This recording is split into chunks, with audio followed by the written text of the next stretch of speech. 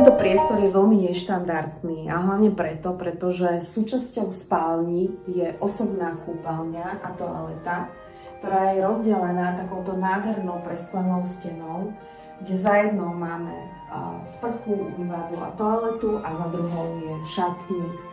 A je to vlastne súčasťou tohto celého priestoru, je to súkromný priestor. Tento priestor je úžasný tým, že má vysoké stropy a tým pádom ten pocit z toho celého je úplne skvelý. Toto je starší byt, ešte zo 40 rokov minulého storočia, kde sú pôvodné podlahy, takže tu vidíte nádhernú dubovú podlahu. My sme si trošku pomohli týmito oraglištami, kde sme vlastne nasvedcovali túto prekrásnu tapetu, ktorá je naozaj veľmi, veľmi príjemná a je štrukturovaná.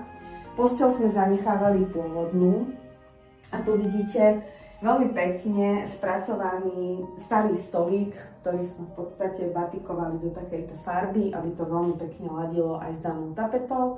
A k tomu som vybrala takéto krásne hrybíkové lustre. Textílie sme volili, aby boli polotransparentné, nakoľko klient má vonku aj žalúzie a neželal si vytvoriť úplnú tmu. A chcel, aby keď to zahrnú, tak preniká také mäkké svetlo, čo sa nám podarilo. A takisto aj výber záclon je riešený v takom naturálnom vzhľade.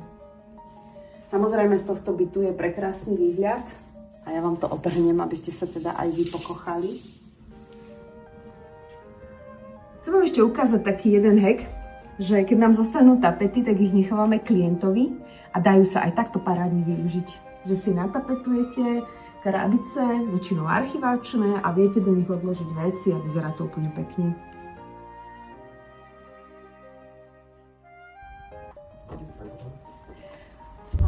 Veľmi som šťastná, že vám môžem ukázať tento byt, ktorému mám mimoriadny citový vzťah a to hlavne preto, pretože odzrkadľuje to, čo sa mne osobne páči a čo raz, keď budem veľká, by som si chcela spraviť u seba doma.